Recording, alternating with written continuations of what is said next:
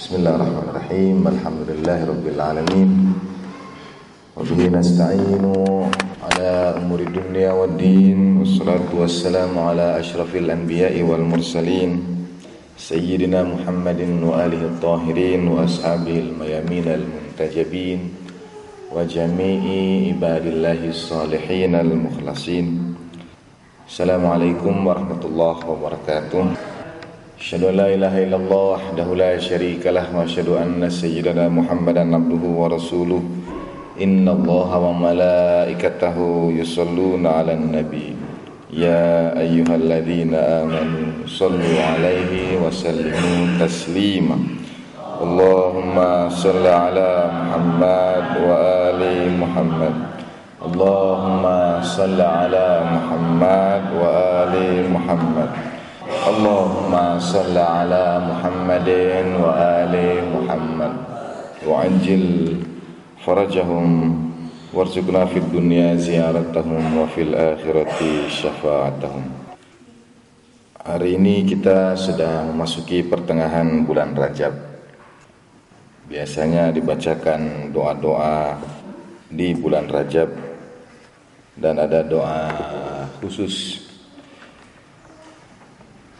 Kalau bulan Sya'ban ada munajat Sya'baniyah. Di pertengahan bulan Rajab kita membaca doa Ummi Dawud. Begitu juga doa-doa lainnya. Ada doa khusus yang kemudian dibaca usai sholat, yang meminta Allah Ta'ala agar menjauhkan diri kita dari api neraka. Sebagian karena dalam bagian doa itu juga ada ungkapan yang meminta agar dirinya, tubuhnya disucikan dan dijauhkan dari api neraka. Mereka menggenggam janggut mereka kemudian berdoa, Allahumma harrim syaibati minan nar. Ya Allah, jauhkanlah janggutku dari api neraka. Dalam tafsir Imam Hasan al-Askari alaihi salatu wassalam, Rasulullah sallallahu alaihi wa alihi bersabda, "Fa inna man arafa hurmata Rajab wa Sya'ban wa wasalahuma bi syahri Ramadan, syahrillahil a'zam, syahadat lahu hadhihi syuhur yaumal qiyamah, wa kana Rajab wa Sya'ban wa syahru Ramadan bi syuhudihi bi ta'zimihi laha, wa yunadi munadin ya Rajab wa ya Sya'ban wa ya syahru Ramadan, kaifa amal hadzal 'abd fikum wa kaifa kana ta'atuhu lillahi azza wa jalla. Fayaqulu Rajab wa Sya'ban wa syahru Ramadan, ya Rabbana ma tazawwada minna illa isti'anata ala ta'atik wa istimdadan limawadi fadlik wa laqad ta'arrada bi juhdihi liridhaka wa talaba bi taqatihi mahabbataka.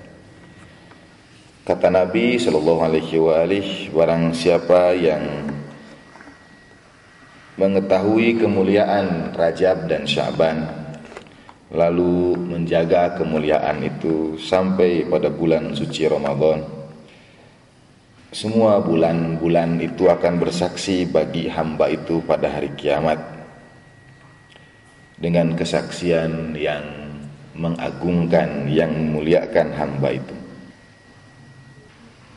Lalu terdengarlah seseorang menyeru, wahai Rajab, wahai Sya'ban, wahai bulan Ramadan, bagaimana amal hamba itu di tengah-tengah kalian?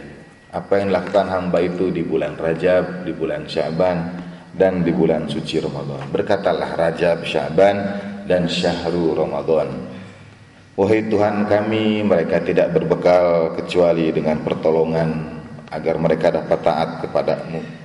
Mereka tidak meminta kecuali dengan harapan agar dicurahkan karunia-Mu. Dan sungguh mereka telah berusaha bersungguh-sungguh di bulan-bulan itu, pada waktu-waktu kami itu, dengan kesungguhan untuk memperoleh ridha-Mu dan berharap dengan segala kemampuan yang mereka miliki agar mereka sampai pada kecintaan-Mu. Fayaqulu lil malaikatil muwakkilina bihadhihi syuhur. Kemudian mereka berkata kepada para malaikat yang ditugaskan Allah Ta'ala untuk menjaga bulan-bulan itu, bagaimana kesaksian kalian terhadap hamba ini?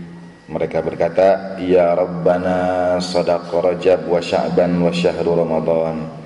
Telah berkata benar Rajab, Sya'ban dan bulan Ramadan. Ma arrafnahu illa mutaqabbilan fi ta'atik, mujtahidan fi talabi ridhaka, sairan fihi ila al-birri wal ihsan, wa laqad kana biwusulihi ila hadhihi syuhur farhan mubtahijan wa amala fiha rahmatak. Para malaikat itu berkata, wahai Tuhan kami, telah berkata benar Rajab, Sya'ban dan bulan suci Ramadan. Sungguh kami tidak mengetahui mereka kecuali mereka menyambut kedatangan bulan-bulan itu dengan ketaatan kepadamu, bersungguh-sungguh berharap ridha-Mu, menujumu dengan kebaikan dan ketakwaan. Dan sungguh tidaklah mereka menyambut kehadiran 3 bulan itu kecuali dengan kebahagiaan dan berharap di dalamnya kasih sayang-Mu. Wa raja fiha afwaka wa maghfiratak, mengharapkan di dalamnya ampunan-Mu dan maghfirah-Mu. Laqad shoma bi batnihi, mereka puasa dengan batinnya, wa farjihi wa sam'ihi wa basarihi, menjaga kehormatannya, pendengarannya, pandangannya, wa sa'iri jawarihihi, dan seluruh anggota badannya, wa yarju darajatan, wa laqad zalama fi nahariha wa nasba fi lailiha, wa katharat nafaqatihi fiha 'alal fuqara'i wal masakin, wa 'azamat ayyadihi wa ihsanihi ila ibadik. Sahabaha akrama sahbah wa wada'aha ahsanat tawdi'. Aqama ba'dan silahiha anhu ala ta'atik wa lam yahtik inda idbariha suturi hurmatik. Fani'mal abdu hala. Kata para malaikat itu, mereka puasa siangnya, menjaga diri mereka, menjaga pandangannya, pendengarannya, dan seluruh jawarihnya. Sungguh mereka lalui siang mereka, berdiri malam hari mereka, mereka infakkan harta mereka untuk fuqara dan masakin, dan mereka telah menemani bulan ini dengan sebaik-baiknya pertemanan, telah berpisah dengan bulan ini dengan sebaik-baiknya perpisahan. Fa inda dzalika ya'murullahu ta'ala bihadzal 'abdi ilal jannah, fatalaqahu al-malaikatu bil haya'i wal karamat, wa yahmilunahu ala najbin nur wa khuyulil buraq, wa bisayri ila na'imin la yanfad, wa darin la tabid, wa la yakhruj sukanuha, wa la yahrumu syubbanuha, wa la yushibu wildanuha. Kemudian Allah Ta'ala memerintahkan agar hamba itu dibawa ke surga, diantarkan oleh para malaikat dengan seluruh kemuliaan, dihiasi dengan cahaya, mengendarai buraq, dan diantarkan pada kenikmatan yang tak terbatas, kebahagiaan yang tak berakhir, yang tidak akan pernah berganti dengan kesedihan dan ketakutan, dan dijauhkan dari akhir yang buruk, ditahan dari azab, dimuliakan, dan peroleh pahala yang mulia. Itu hadis dalam tafsir Imam Hasan Al-Askari alaihi salatu wassalam tentang kemuliaan bulan Rajab dan Sya'ban. Secara singkat kata Nabi SAW, siapa memuliakan ketiga bulan ini, mengisinya dengan berbagai peribadatan, perkhidmatan, memuliakan bulan-bulan itu, Allah Ta'ala muliakan mereka juga. Dan ketika di hari kiamat dimintakan kesaksian, akan dimintakan atas kita itu 2 hal yang bersaksi. Yang pertama bulan-bulan itu sendiri, yang kedua para malaikat yang ditugaskan Allah Ta'ala untuk menjaga bulan ini, al-muwakkilin. Dari hadis tentang kemuliaan bulan Rajab dan bulan Sya'ban, juga bulan suci Ramadan, ada beberapa hal yang menarik. Pertama, Nabi SAW menyebut Rajab, menyebut Sya'ban, tapi menyebut syahru Ramadan, menyebut bulan Ramadan. Nabi tidak menyebut bulan Rajab, bulan Sya'ban, dan bulan Ramadan. Tapi dari awal sampai akhir diulangi berkali-kali, man arafa hurmata Rajab wa Sya'ban wa wasalahuma bisyahri Ramadan. Bagian bawahnya lagi, fayaqulu Rajab wa Sya'ban wa syahru Ramadan. Bawahnya lagi, fayaqulun ya Rabbana sadaqa Rajab wa Sya'ban wa syahru Ramadan. Jadi pada 3 pengulangan itu kata Rajab disebut, kata Sya'ban disebut, tapi khusus untuk bulan suci Ramadan ada tambahan kata bulan di depannya. Semuanya waktu-waktu Allah Subhanahu wa taala, dan waktu itu adalah ciptaan Tuhan. Tetapi pada setiap waktu itu ada keistimewaan, dan bulan suci Ramadan punya keistimewaan begitu rupa. Kata Sayyidina Ali bin Abi Thalib karramallahu wajhah, ketika ada orang yang bertanya, ceritakan kepada aku kemuliaan Ramadan. Kemudian kata Imam Ali alaihissalam, la taqul Ramadan walakin qulu, jangan katakan Ramadan, tapi katakan sebagaimana Al-Quran menyampaikannya, syahru Ramadan. Jangan katakan Ramadan saja, tapi panggil ia sebagaimana Al-Quran memanggilnya, syahru Ramadan, bulan Ramadan. Karena kamu tidak akan pernah tahu kemuliaan yang dibawa oleh bulan itu. Begitu juga dalam hadis Imam Hasan Al-Askari ini, kata Rajab tidak didahului bulan, kata Sya'ban tidak didahului bulan, tapi kata Ramadan sebelumnya ada syahru Ramadan. Setiap kali kita mengucapkan bulan Ramadan itu, kata Imam Ali, jangan katakan Ramadan, tapi katakan sebagaimana Allah Ta'ala mengatakannya, syahru Ramadan, karena kamu tidak akan pernah tahu kemuliaan bulan itu. Yang kedua, waktu-waktu itu akan menjadi saksi atas kita, bagaimana kita memperlakukan bulan-bulan itu. Jadi bulan Rajab akan bersaksi atas kita, Sya'ban akan bersaksi atas kita, kemudian bulan suci Ramadan juga akan bersaksi atas kita. Sebetulnya bulan Rajab dan bulan Sya'ban adalah bekal kita menghadapi bulan suci Ramadan. Saya pulang umroh beberapa hari yang lalu, dan rombongan kami itu memang berbeda dengan yang lain karena komposisi pembagian harinya itu berbeda. Kalau yang lain 3 hari di Madinah, 4 hari di Mekah. Kalau kami terbalik, 4 hari Madinah, 3 hari di Mekah. Jamaah Iran bahkan kaget kalau bertanya, berapa hari di Madinah? Misalnya, kapan datang di Madinah? 2 hari yang lalu. Terus mau ke Mekah kapan? Besok. Wah, kaget kata mereka. Terlalu sebentar katanya. 4 hari itu terlalu sebentar.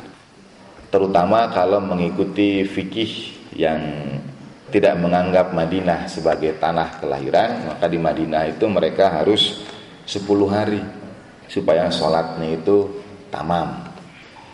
Nah, tapi di Mekah karena itu waton, maka berapa hari pun sekiranya pendek sekalipun sholatnya tetap tamam. Sehingga jemaah Iran biasanya sebagian di antara mereka bisa sampai 2 minggu di Madinah, kemudian di Mekahnya sebentar saja, semingguan di Mekah misalnya. Karena beberapa hal, dan ada kaitannya dengan fikih yang dimodifikasi dan yang mengakomodasi. Orang tanya, kenapa di Madinahnya 4 hari, di Mekahnya 3 hari? Biasanya saya jawab sederhana. 1, karena nama travelnya Rindu Rasul, jadi lebih lama di Madinahnya ketimbang di Mekahnya. Tapi itu jawaban singkat saja. Jawaban sebetulnya saya sampaikan seperti ini. Karena untuk sampai ke Baitullah itu kita harus punya bekal sebanyak-banyaknya. Untuk tersungkur di haribaan Allah Ta'ala itu kita harus terlebih dahulu mendapatkan keridhaan dan perkenan Rasulullah Sallallahu Alaihi Wasallam. Tidak layak kita sampai di halaman rumah Tuhan itu kalau tidak beroleh kecintaan Nabi Shallallahu Alaihi Wasallam. Kita perbanyak di Madinah karena kita ingin punya bekal sebanyak-banyaknya sebelum kita sampai ke Baitullahil Haram. Jadi kita ziarah, kita memperbanyak ibadah di Madinah. Yang kedua, kalau lebih lama di Madinah, lebih lama berjalan kaki dari hotel ke masjid dan sebagainya, fisik kita lebih siap, lebih bugar ketika kemudian kita mengikuti prosesi tawaf dan sa'i ketika umroh. Sama seperti untuk menghadapi bulan suci Ramadan yang 1 bulan itu Allah Ta'ala berikan waktu 2 bulan lebih lama, bulan Rajab dan bulan Sya'ban, supaya kita mempersiapkan diri kita memasuki bulan suci nanti itu. Lebih lama Rajab dan Sya'bannya 2 bulan, kemudian dengan bekal 2 bulan itu kita masuk memperoleh jamuan Allah Subhanahu wa taala di bulan suci Ramadan. Dan orang yang dapat menikmati jamuan seindah-indahnya di bulan suci adalah mereka yang sudah mempersiapkan dirinya sebaik-baiknya di kedua bulan ini, di antara bulan Rajab dan bulan Sya'ban. Dari hadis Imam Hasan Al-Askari itu dari Rasulullah SAW, pertama, bulan-bulan itu akan bersaksi atas kita pada hari kiamat. Apakah kita termasuk orang yang memakmurkannya, memuliakannya atau tidak? Bukan hanya kesaksian bulan-bulan itu yang dihadirkan Allah Subhanahu wa taala, Allah Ta'ala juga meminta kesaksian para malaikat yang ditugaskan untuk mengawal bulan itu, untuk menjaga bulan-bulan itu. Kalau kita hendak ziarah pada Rasulullah Shallallahu Alaihi Wasallam, pada al-ma'sumin alaihi wassalatu wassalam dalam mazhab Ahlul Bait, biasanya kita mohon izin terlebih dahulu. Misalnya sesuai ayat Al-Quran, biasanya doanya berbunyi begini: ya Allah, aku berdiri di depan pintu rumah Nabi-Mu, faqad mana'tan nas ayyadkhulu illa bi'idnih, dan Engkau sudah larang manusia untuk memasukinya kecuali Engkau izinkan. Engkau telah berfirman, ya ayyuhalladzina amanu la tadkhulu buyutan nabiyyi illa ayyuzana lakum. Janganlah masuk rumah Nabi sebelum kalian diizinkan. Jadi kita tidak boleh masuk ke rumah Nabi sebelum kita diizinkan. Lalu kita minta izin, perkenankan kami ya Allah, ya Rasulullah, ya Sayyidatana. Lalu kemudian orang-orang yang kita ziarahi, a'immah alaihimussalam, kita juga minta izin kepada para malaikat yang ditugaskan Allah Ta'ala menjaga bongkah yang diberkati itu, al-buqatil mubarakah. Dalam hadis-hadis Asyura yang belum tentu benar dan tidaknya itu ditelusuri dari ilmu hadis. Bahkan ada malaikat yang ditugaskan Allah Ta'ala, yang dalam perjalanan malaikat Jibril ketika Imam Husain lahir dan seterusnya, malaikat itu kemudian ditugaskan untuk menjaga Karbala, menjaga haram Imam Husain alaihissalatu wassalam sejak syahadah sampai yaumil qiyamah. Jadi ada malaikat yang bertugas menjaga tempat-tempat suci itu. Begitu juga di tempat-tempat ziarah, kita tidak diizinkan memasukinya sebelum diperkenankan, dan kemudian ada malaikat-malaikat yang menjaga tempat-tempat itu. Dari hadis Imam Hasan ini, tafsir Imam Hasan Al-Askari, bulan Rajab, bulan Sya'ban, bulan suci Ramadan juga punya malaikat-malaikat menjaganya. Ketika atas kita dimintakan kesaksian bulan Rajab, bulan Sya'ban dan bulan Ramadan, kemudian bulan-bulan itu bersaksi apa yang kita lakukan di bulan-bulan ini, Allah Ta'ala masih bertanya kepada para malaikat yang menjaga bulan-bulan itu, madza taqulun, bagaimana menurutmu tentang hamba-hamba ini, tentang kita semua? Shadaqa Rajab wa Sya'ban wa syahru Ramadan, telah berkata benar Rajab, Sya'ban dan bulan Ramadan. Kemudian malaikat itu pun memberikan kesaksian atas apa yang kita lakukan di bulan ini. Nah, sudah lewat hampir sepertiganya dari bulan Rajab. Kita akan masuk pertengahan yang kedua, wiladah Amiril Mukminin alaihi salatu wassalam, yang Allah Ta'ala lahirkan di tempat yang terbaik, Ka'bah Baitullah. Walaupun sekali lagi, sebagaimana sering saya ulangi, keistimewaan tidak menunjukkan sesuatu lebih baik atau lebih utama dari yang lainnya. Dan Allah Ta'ala berikan keistimewaan bagi para imam keluarga Nabi satu dengan lainnya yang berbeda. Pernah ada orang tanya, mengapa mazhab Ahlul Bait dianggap lebih memuliakan Sayyidah Fatimah salamullah alaiha dibandingkan ibunya? Itu diantara tuduhan baru. Mengapa lebih memuliakan Sayyidah Fatimah dibanding Sayyidah Khadijah salamullah alaihima? Walaupun bagi saya ukuran kemuliaan tidak bisa ditakar. Jadi kalau dibalikin lagi, mana buktinya kami lebih memuliakan Sayyidah Fatimah dibanding Sayyidah Khadijah? Lebih memuliakan sesuatu, lebih mengutamakan sesuatu tidak ada ukurannya. Sama seperti lebih baik. Kalau kita mencintai Imam Ali, lalu memperingati syahadah Imam Ali, sedangkan kita tidak memperingati syahadah putra-putra Imam Ali yang lainnya, tidak berarti kita lebih mencintai yang satu di antara yang lainnya. Karena orang bertanya begini, Imam Ali lahir di Ka'bah, sedangkan Rasulullah tidak. Lalu mana yang lebih utama? Kelahiran Rasulullah SAW atau kelahiran Imam Ali? Pada Imam Ali itu kan, Imam Ali lahir di Ka'bah. Syahidnya juga ketika sholat di masjid pada malam yang diberkati, malam Qadar, dalam keadaan yang terbaik. Dan seterusnya. Sedangkan Rasulullah SAW lahir tidak di Ka'bah, syahid tidak di masjid, misal ya.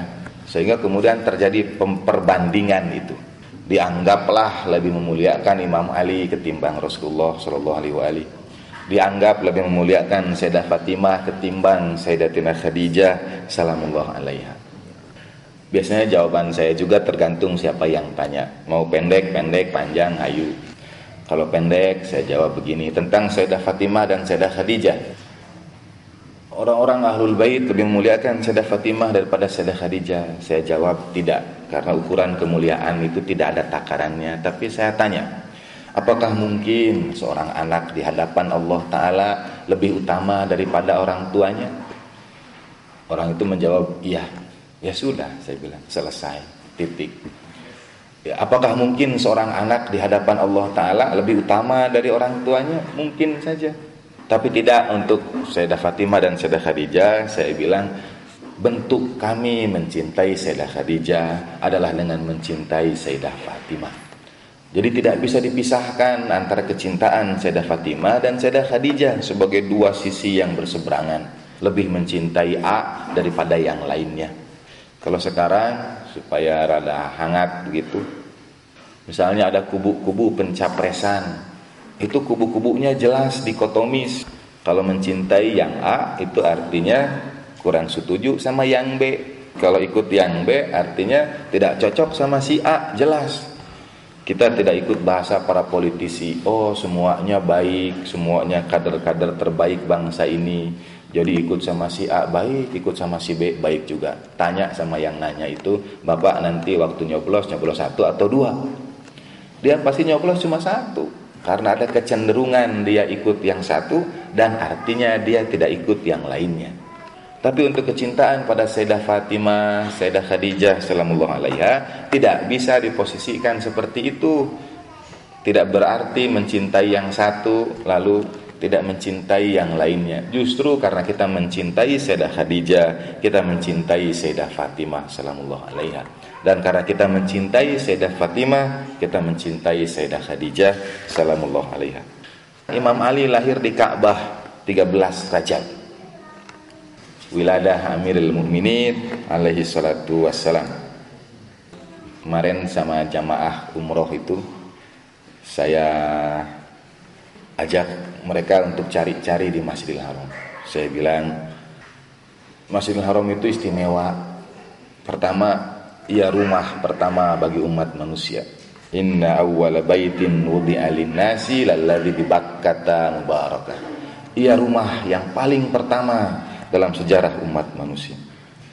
Yang kedua, saya ajak mereka itu, katakanlah kita ikut riwayat yang umum bahwa kewajiban sholat itu diturunkan Allah Ta'ala pada peristiwa Isra dan Mi'raj, setahun sebelum Nabi hijrah.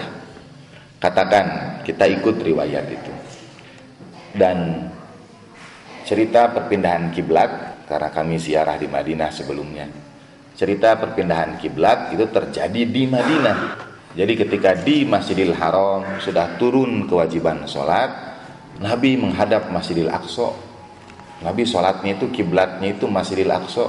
Di mana tempat Nabi sholat? Karena menurut riwayat Nabi SAW walaupun sholat menghadap ke Masjidil Aqsa tidak pernah membelakangi Ka'bah. Jadi arahnya itu ke Masjidil Aqsa, tapi punggung Nabi tidak pernah membelakangi Ka'bah. Nabi sholat itu lurusan di Ka'bah, tetap di depannya, tapi juga tetap lurus ke Masjidil Aqsa. Nabi tidak pernah sholat membelakangi Ka'bah. Kemarin kami ziarah juga ke satu, walaupun hanya lewat karena tidak bisa turun dan tidak boleh turun, faktor keamanan. Kami ziarah ke makam seorang sahabat, Al-Barra binnya saya lupa. Dia satu-satunya sahabat atau sahabat yang pertama meninggal dunia setelah Nabi hijrah di Madinah. Sebelum kiblat berpindah, ketika masih menghadap Masjidil Aqsa, dia meninggal dunia. Tapi dia berpesan, karena dia sahabat dekat Nabi SAW, dia berpesan pada anak-anaknya itu supaya wajahnya dihadapkan ke Ka'bah Baitullah. Jadi ketika meninggal dunia itu tidak dihadapkan ke Masjidil Aqsa wajahnya itu, tapi seperti kita sekarang yang meninggal dunia dihadapkan ke Ka'bah Baitullah. Sampai sekarang makamnya masih ada, dibuatkan bangunan kecil, dipelihara oleh para pecinta keluarga Rasulullah Sallallahu Alaihi Wasallam. Ini makam sahabat yang pertama kali menghadap Ka'bah, menghadap Baitullah. Dimakamkannya itu wajahnya menghadap Ka'bah. Dia berwasiat pada anak-anaknya, kalau aku meninggal dunia, hadapkan wajahku ke arah Mekah. Walaupun waktu itu belum terjadi peristiwa perpindahan kiblat. Dan dia sahabat dekat Nabi, Nabi yang menyampaikannya kepadanya. Nanti ibu dan bapak bisa telusuri lebih jauh. Kalau begitu Nabi sudah tahu bahwa kiblat akan dipindahkan dan seterusnya. Dan seterusnya dan seterusnya. Ketika kita ikut riwayat yang umum bahwa sholat itu diturunkan pada peristiwa Isra Mi'raj nanti tanggal 27 Rajab. Dalam mazhab Ahlul Bait, 27 Rajab itu hari ketika Nabi menyatakan dirinya sebagai Nabi. Hari ketika Nabi berdakwah secara terbuka. Nanti tanya lagi, kalau kita bandingkan antar dua mazhab besar dalam Islam. Kalau Nabi menyampaikan dakwah pertama itu 27 Rajab, itu artinya Nabi sudah terima wahyu. Kalau Nabi sudah terima wahyu, itu artinya sudah malam Qadar, karena Al-Quran turun pada malam Qadar. Makin bingung kita dalam kronologis peristiwa dakwah Rasulullah Sallallahu Alaihi Wasallam. Kalau dibalik, maka dakwah Nabi itu berkaitan dengan malam Qadar, karena Nabi terima wahyu yang pertama, Iqra, yang di Gua Hiro itu, dan Al-Quran turun pada malam Qadar. Berarti kan di bulan puasa, pada malam-malam ganjil, dan itu bukan 27 Rajab. Sehingga awal Nabi jadi Nabi itu harusnya bukan Rajab, tapi bulan suci Ramadan. Nanti kita akan bingung berhadapan dengan ayat ketika dakwah Nabi yang pertama itu diminta untuk menjamu. Nabinya sendiri sudah puasa atau belum di bulan suci Ramadan? Kalau secara umum kewajiban bulan puasa baru nanti di Madinah. Tapi kalau malam-malam ganjil dianggap sebagai malam-malam Qadar, dan itu menjadi awal. Apakah begitu Nabi terima wahyu, Nabi langsung sampaikan itu kepada umat, Nabi langsung berdakwah atau tidak? Nah, itu ada celah-celah yang perlu diisi ketika kita memahami tahapan-tahapan dakwah Nabi Shallallahu Alaihi Wasallam. Kalau dalam riwayat umum 27 Rajab itu Isra dan Mi'raj. Dalam riwayat Mazhab Ahlul Bait 27 Rajab itu dakwah Nabi yang pertama. Penyampaian secara terbuka bahwa Nabi adalah utusan Allah Subhanahu wa taala. Disebutnya hari bi'tsah, hari diutusnya Nabi menjadi nabi. Hari diangkatnya Rasulullah Shallallahu Alaihi Wasallam menjadi seorang nabi dan utusan Allah. Ketika Nabi sholat di Masjidil Haram, sudah turun kewajiban sholat itu, Nabi tetap menghadap kiblat dua, satu Ka'bah Baitullah, dan itu berada pada lurusan yang tepat ke arah Masjidil Aqsa. Kalau sekarang ditarik garis lurus, Nabi itu sholat kira-kira, kalau ibu dan bapak bayangkan Ka'bah itu di sudut dekat rukun Yamani, karena katanya dari arah Ka'bah itu kemudian ke pintunya lalu ke Babus Salam itu bisa ditarik garis lurus. Sekarang sudah hilang. Babus Salamnya juga ditutup dengan perluasan Masjidil Haram. Sekarang ini kita prihatin. Kalau saya nulis catatan itu saya sebut Ka'bahku sayang, Ka'bahku malang. Karena tidak sempit sekali. Kemudian nilai kesuciannya itu berkurang. Mungkin karena saya banyak dosa. Pasti itu. Tapi tidak seperti dulu waktu saya pertama kali memandang Ka'bah. Terhampar, luas, pandangan tak terbatas. Sekarang itu sempit. Sebisa mungkin ada hadis Nabi SAW, setiap hari di Baitullah itu turun 120 rahmat, 60 bagi yang tawaf, 40 bagi yang sholat, 20 bagi yang memandang Ka'bahnya saja. Dan Masjidil Haram di Mekah itu unik karena kita tidak akan pernah bisa memandang Ka'bah dengan lengkap, dengan utuh. Selalu saja terhalang oleh tiang-tiang. Masjid di seluruh dunia berupaya supaya tidak ada tiang di tengah-tengahnya itu, supaya luas masjidnya itu. Di Jalan Karawang situ, saya khutbah Jumat di Masjid PLN. Ada masjid unik didesain sama arsitek ITB. Bentuknya itu mirip seperti lapangan baseball. Jadi segi 5 tapi atasnya setengah lingkaran melengkung. Saya tanya sama pengurus masjid, kok begitu desainnya dan hanya menyisakan satu tiang di tengah saja. Lantai 2 tapi hanya ditopang oleh satu tiang. Kita kan 4 tiang di sana lantai 2 hanya dengan satu tiang. Kata dia, satu supaya luas. Jadi tidak ada tiang-tiang yang menghalang, supaya luas. Yang kedua, karena bentuknya segi 5 itu, yang kedua itu yang menarik, supaya Jumatan tidak ada yang nyender.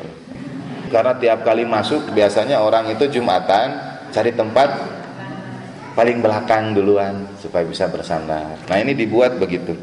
Tapi dia lupa bahwa orang Indonesia itu paling pintar menyiasati. Walaupun dindingnya miring, tetap aja nyendernya. Dia menghadap ke khotib itu tidak lurus, tapi miring, tetap aja nyendernya. Memang kalau sudah mental agak sulit untuk diubah.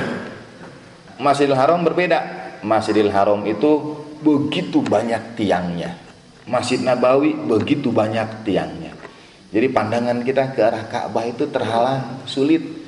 Mau dapat sepersekian dari 20 rahmat Tuhan itu pun tidak dapat juga karena dihalangi di Masjidil Haram itu. Tapi masih ada satu hal yang sampai sekarang mereka tidak akan bisa melakukan apapun, dan itu tetap jadi dalil kuat bahkan bahwa Masjid Nabawi sih sudah diubah dikit, walaupun ada bagian yang masih terpelihara. Tapi Masjidil Haram sampai sekarang dari dulu itu tidak ada atapnya. Masjid utama kaum muslimin di seluruh dunia tidak ada atapnya. Apa artinya? Hujan ya hujan, panas ya panas, tidak ada atapnya. Malah kemarin katanya banjir, saya tidak tahu ya betul tidaknya. Itu artinya dahulu para sahabat itu sholat di depan Baitullah tidak ada lantainya, tidak ada karpetnya. Gimana mau ada karpet tidak ada atapnya? Di mana mereka sholat? Mereka sholat di atas tanah. Karena itu dilalui orang tawaf. Lantai Ka'bah itu sekarang sih lantai marmer, tapi kan dulu tidak marmer. Dulu itu tanah saja. Dulu itu pasir lempung. Saya mohon maaf bicaranya loncat ke sana kemari. Waktu ziarah di Baqi di Madinah itu sekarang sudah makin dibatasi. Dulu kami masih bisa ziarah agak ke depan dikit. Sekarang itu dibatasi betul. Petugas yang melarang orang ziarah itu, dulu saya kan pakai gadget. Saya pakai gadget, jadi tidak pakai buku doa. Kalau pakai buku doa ditangkap. Bukunya tutup gitu kata mereka. Mereka teriaknya di balik, kami di belakang sini yang ziarah menghadap ke makam, mereka membelakangi makam. Saya pakai gadget begini ziarah, downloadkan softwarenya banyak. Waktu sama Ustadz Abu hebat. Beliau tidak pakai gadget tapi halaman-halaman di Mafatihul Jinan itu difoto sama beliau. Dibukanya itu galeri HP, lalu baca ziarah, selesai ziarah scroll sebelahnya baca slide berikutnya. Jadi dia pakai foto doa-doa ziarahnya itu difoto. Dulu saya begitu juga, saya baca. Sekarang ini yang askarnya ya mungkin mereka mikir juga gimana caranya ini supaya orang tidak ziarah. Sudah teriak-teriak koar-koar di depan kami, tidak didengar juga kan. Akhirnya mereka itu bergabung dengan para peziarah. Nanti kalau ada yang mau berangkat umroh hati-hati. Mereka itu gabung dengan kita. Jadi lihat ada yang baca buku diambil, baru ketahuan itu askar.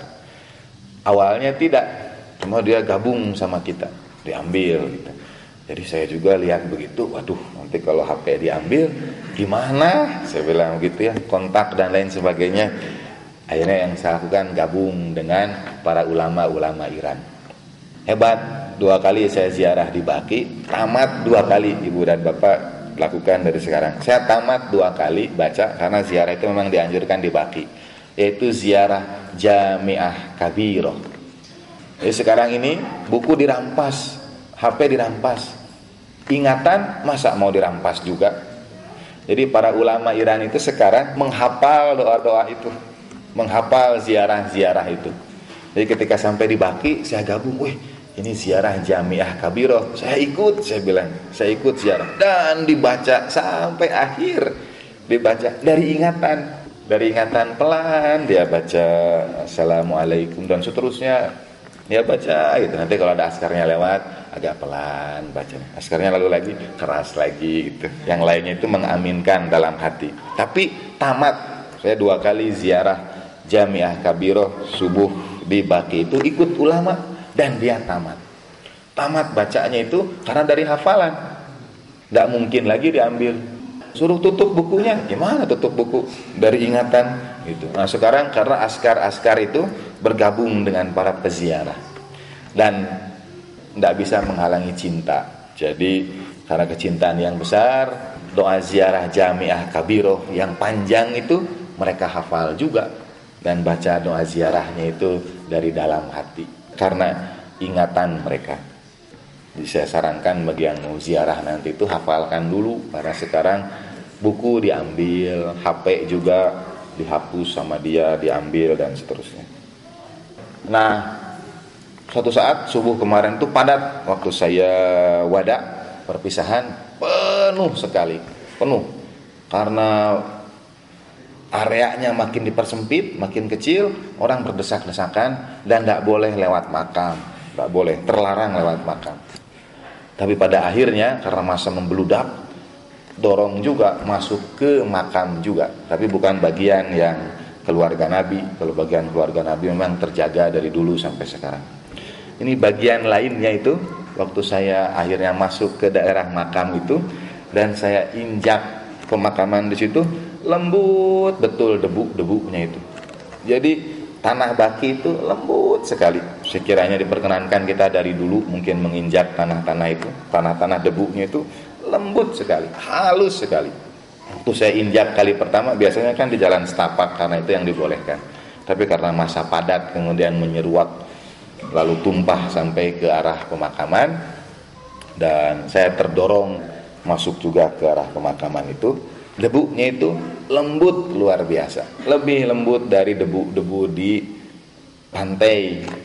Lembut itu debu-debu yang diinjak dan tidak panas yang diinjak di Baqi itu. Jadi saya bayangkan dulu waktu para sahabat itu tawaf di sekitar Baitullah, tidak ada lantai, tidak ada karpet. Ya mereka tanah saja, tanah yang keras. Kalau kata Imam Hasan Al-Askari alaihi salatu wassalam, di rumah itu sudah tawaf semua nabi, seluruh nabi. Jadi sejak nabi di Ka'bah itu, sejak Nabi Adam sampai Rasulullah sallallahu alaihi wasallam sudah tawaf di sekitar Baitullah itu. Nah, yang membuat Baitullah istimewa karena ia tidak punya atap, dan tidak punya atap menunjukkan bahwa dari dulu tidak ada karpet, tidak ada lantai, karena lantai baru dibangun dengan perluasan masjid. Di mana para sahabat sholat, mereka sholat di atas tanah. Ketika Nabi Isra mendapat perintah sholat, menurut riwayat yang umum, kemudian Nabi sholat menghadap Masjidil Aqsa sebagai kiblat yang pertama. Nabi tidak pernah membelakangi Ka'bah. Kalau dari arah tempat sholat Nabi ditarik kemudian ke pintu Ka'bah, lalu ke Babus Salam, lurus ke Masjidil Aqsa, itu dalam satu garis yang lurus, melewati bab Ka'bah, Babus Salam, kemudian rumah tempat lahir Rasulullah sallallahu alaihi wasallam sampai ke Masjidil Aqsa. Di bawah Babus Salam dan bab Bani Abi Syaibah yang dulu jemaah haji masuk kalau mau melakukan ibadah umroh dan haji, di situ dikuburkan berhala-berhala yang ada di sekitar Ka'bah. Waktu Ka'bah dihuni oleh berhala-berhala. Saya dapat cerita dari istri saya, katanya istri saya dari Ibu Ifransah ikut hadir di sini. Katanya di atas Zamzam Tower itu ada tempat khusus ibu-ibu lah, tempat khusus perempuan katanya. Ada mall khusus perempuan. Bahkan mungkin juga ada dalam tanda petik acara-acara khusus perempuan. Di seberang Ka'bah. Saya tidak tahu pasti karena belum pernah masuk ke situ. Tidak tahu lah. Tapi saya tidak heran. Kenapa? Dari dulu juga di sekitar Ka'bah itu banyak berhala. Saya bilang begitu. Bahkan sebelum dibebaskan oleh Nabi SAW, Ka'bah itu banyak berhalanya. Di dalam, di sekitar, di luar, semua muncul berhala-berhala di sekitar rumah Tuhan itu. Kalau sekarang ada menara menjulang tinggi, jamaah dari Makassar tanya, ada bangunan itu maksudnya apa? Saya jawab begini, ketika Al-Quran mengisahkan berbagai hal, Al-Quran tidak bercerita tentang sejarah, Al-Quran cerita tentang masa depan. Ketika Al-Quran cerita masa lalu, yang Al-Quran ceritakan itu bukan sejarah, tapi Al-Quran bercerita tentang masa depan. Ketika Al-Quran cerita tentang Fir'aun, dia bukan cerita tentang Fir'aunnya di zaman Nabi Musa. Betul ya cerita tentang Fir'aun di zaman Nabi Musa, tapi bahwa maksudnya adalah akan selalu ada Fir'aun di setiap zaman itu. Akan kita temukan orang-orang semisal Fir'aun, akan kita temukan orang-orang seperti Namrud, akan kita temukan orang-orang seperti Abu Lahab dan sebagainya. Al-Quran tidak cerita sejarah, Al-Quran cerita masa depan. Kita akan selalu menemukan orang-orang seperti itu. Dulu namanya Fir'aun, nanti namanya siapa? Wallahu alam. Hubungannya saya tidak mengkaitkan itu, tapi saya ceritakan ayat ketika Fir'aun berkata kepada Haman, ya Haman ibnuli bunyanan la'alli attali'u ila ilahi Musa fa inni la'adhunnuhu minal kadhibin. Hei Haman, bangunkan buatku istana supaya aku bisa naik sampai Tuhannya Musa. La'alli attali'u ila ilahi Musa, supaya aku bisa naik sampai Tuhannya Musa, karena menurutku dia termasuk pendusta. Jadi Fir'aun minta dibangunkan istana tinggi sekali supaya dia bisa naik sampai ketemu sama Tuhannya Musa, karena ia kira Nabi Musa itu termasuk pendusta. Kita kembali lagi ke peristiwa di bulan Rajab. Keistimewaan itu tidak menunjukkan sekali lagi kita memuliakan, mengutamakan satu di atas yang lainnya, kecuali untuk 3 bulan ini, Rajab, Sya'ban, dan Syahrul Ramadan. Karena Allah Ta'ala, Rasulullah, Imam Ali juga membedakan di antara ketiganya, memuliakan yang satu lebih dari yang lainnya. Walaupun kemuliaan yang satu itu diperoleh dengan persiapan pada 2 bulan sebelumnya. Jadi untuk sampai pada kemuliaan bulan suci Ramadan, kita harus memperoleh sebanyak-banyaknya dari kedua bulan Rajab dan Sya'ban itu. Kalau Imam Ali lahir di Ka'bah, di Baitullah. Kemudian ketika terjadi peristiwa Isra dan Mi'raj, di mananya di Masjidil Haram itu Nabi diisrokan. Karena dulu Masjidil Haram belum jadi masjid, hanya Ka'bah saja, bangunan kubus itu di tengah-tengah lembah, dan di sekitarnya rumah-rumah sahabat. Di sekitarnya lagi berhala-berhala, lalu ada rumah-rumah sahabat. Di mananya Nabi diisrokan Allah Subhanahu wa taala. Kalau sekarang Masjidil Haram dalam benak kita adalah masjid pasca perluasan, yang dulu itu bukan masuk bagian dari masjid. Di internet beredar di antara kesesatan mazhab Ahlul Bait itu, kalau Imam Mahdi muncul, ajalallahu taala farajahu syarif, Imam Mahdi akan menghancurkan Masjidil Haram dan menghancurkan makom, katanya gitu, menghancurkan makam Nabi. Pendapat itu ada benar dan ada kelirunya. Yang benarnya betul, katanya Masjidil Haram akan dihancurkan. Lihat, kurang sesat apalagi mazhab itu, masjid saja dihancurkan, Masjidil Haram lagi. Kita harus segera pakai tanda kutip dalam kata menghancurkan di situ. Yang akan dihancurkan oleh Imam Mahdi adalah kalau ada bagian masjid yang dibangun tidak atas dasar hak. Kalau ada tanah orang yang punya sekitar masjid, lalu masjid diperluas, tanahnya dirampas, masuk jadi bagian masjid.